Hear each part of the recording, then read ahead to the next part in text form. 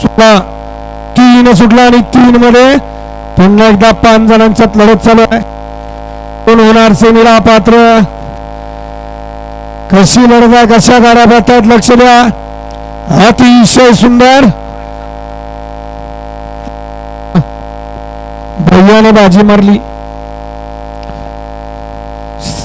गट क्रमांक 3 चा निकाल, 3 चा निकाल आहे.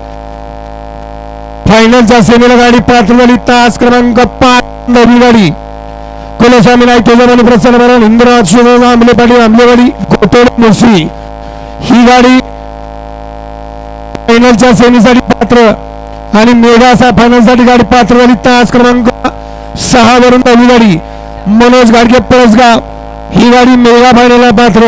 दोन्ही विजेत्या गाडी मालकांचं दोन्ही चालका